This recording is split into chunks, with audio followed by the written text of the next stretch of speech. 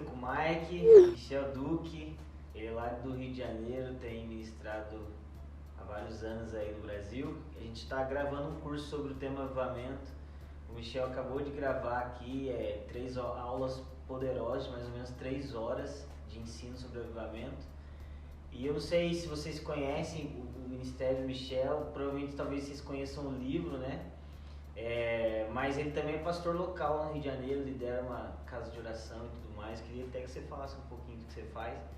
Mas já vou introduzir uma pergunta também pra gente fazer esse vídeo de uma maneira mais rápida e você não ficar com pressa aí de querer ir embora. Que a gente está conversando sobre avivamento, gravando um curso sobre avivamento, mas eu gosto muito da perspectiva de pastor local e também de alguém que estuda e ora por avivamento.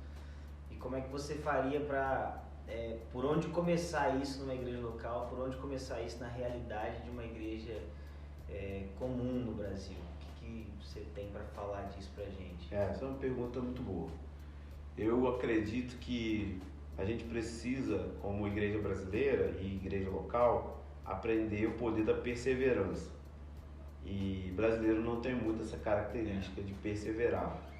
A gente desiste muito fácil quando não vê resultado. Então eu acredito que a primeira coisa é tirar os olhos do resultado. Não que você não tenha que ter expectativa em resultados, mas isso não pode ser o fator principal na sua motivação. Então eu acredito que a primeira coisa é entender a dignidade de Jesus, a dignidade de Deus. Porque eu tenho um relacionamento com Deus, porque Ele é digno. Porque eu vou para a sala de oração, porque Ele é digno. Se eu estiver doente, Ele é digno. Se eu não tiver dinheiro, Ele é digno. Se as orações não estão sendo respondidas, eu continuo indo orar porque Ele é digno. Se não vier avivamento em 50 anos e eu morrer sem ver avivamento, Ele é digno. Então a dignidade de Deus faz você perseverar. Quando você entende a dignidade, tem a ver com entender a grandeza dEle e quão merecedor Ele é. E não é que Deus está carente querendo nossa adoração, nossas orações. É que Ele entendeu, Deus, que quando adoramos, isso é melhor para nós. Isso nos faz se sentir plenos. Então, se os resultados vão acontecer ou não, não tem problema, eu estou me tornando satisfeito nele. Então, eu acho que isso vai levar a igreja local a ter uma perseverança de orar por 100 anos. E aí, se você ora por 100 anos, você não entra em frustração nem fica ofendido com Deus porque o avivamento não veio. Mas isso te dá um poder de perseverança. Então, eu gosto de ensinar para a igreja local muito sobre a dignidade, sobre a beleza de Deus, porque são fatores motivacionais que fazem essa geração a permanecer no lugar de oração. E aí, quando o avivamento vier, nós não vamos idolatrar aquilo que ele faz no avivamento, porque a gente aprendeu a viver sem avivamento, olhando para a dignidade dele. Não é que a gente não quer avivamento. Avivamento é algo prometido na Bíblia, vai acontecer, não tem jeito. Está lá em Joel 2:28, antes da volta de Jesus vai acontecer. Mas quais foram os problemas antes? É que avivamento traz fama, sucesso, as pessoas vão te conhecer, traz às vezes dinheiro, na maioria das vezes, e os homens quebram por causa dos efeitos do avivamento. Sim. Então agora eu creio que Deus está enfatizando isso no mundo todo, a dignidade, a beleza de Jesus, para a gente olhar para Ele. E aí, quando o avivamento vier, eu vou ficar mais fascinado com a beleza dele do que com aquilo que Ele está fazendo, entendeu? E a gente vai conseguir administrar melhor aquilo que Ele está fazendo, que vai ser muito glorioso, inédito. Então a gente vai ter que lidar com coisa grande. E para isso a dignidade de Deus, eu acho que é um ponto assim, um dos pontos muito importantes para a igreja local. Abrir os olhos da igreja para quem o Senhor é. Quem Ele é, né? Quem é Deus, né? Quanto que você conhece dele. Então tem dedicado assim a pensar sobre cristologia e os atributos de Deus. Assim. Quem é Deus, cara? Quem é esse Deus não criado? O conhecimento de Deus é uma coisa muito forte. Porque até parece, talvez alguém escutando isso a primeiro momento, você fala, poxa, mas isso é simples, isso é básico, mas é justamente por ser básico que eu acredito que precisa estar no começo, né? É fundamental. Mas não é básico no sentido simplista, é básico no sentido de fundamento.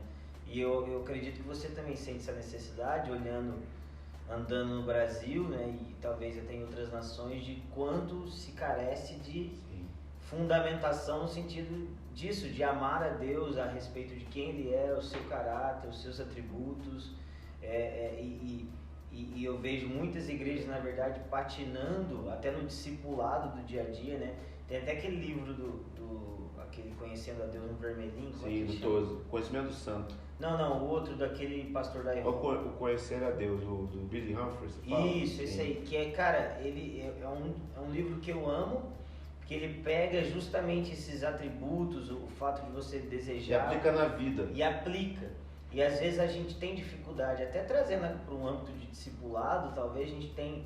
As pessoas perguntam muito sobre método de discipular, método de evangelismo, método disso, método daquilo. Mas eu estou bem convencido, assim, da parte de Deus, que a gente precisa dar passos para trás no conhecer a Deus, né? E depois aplicar isso na comunidade. A gente criou falsas linhas, né, de chegada, porque Deus é um Deus que não vai ter um dia que a gente vai falar, conheci tudo dele, nem na eternidade futura. Então, ele é o pão que você come e fica com fome, ele é a plenitude que esvazia. Então, tem uma eternidade dentro de você que só pode ser preenchido por alguém eterno, mas que ao mesmo tempo cria um novo vazio. Então isso vai fazer com que a gente tenha um tipo de cristão que nunca vai ficar satisfeito com os prazeres inferiores. Então nós temos uma geração que tem pouca fome de Deus. Por isso que as pessoas estão caindo na pornografia, caindo em glutonaria?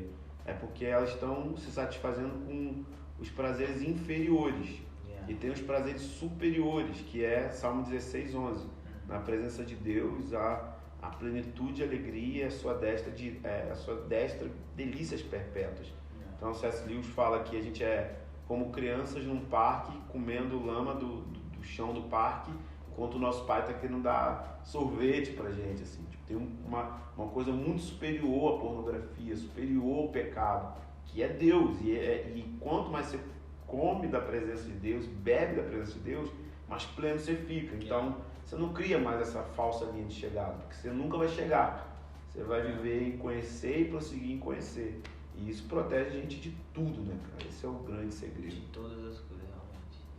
É isso, gente. Muito bom ter o Michel aqui. A gente está passando uns dias juntos. Esse curso vai ficar animal. Entra lá no nosso site, já tem algumas coisas prontas, já tem blog, já tem bastante coisa. Procura saber mais do Ministério do Michel também, a gente vai deixar aqui embaixo para vocês conhecerem, leiam o livro dele. E é isso, até a próxima, valeu!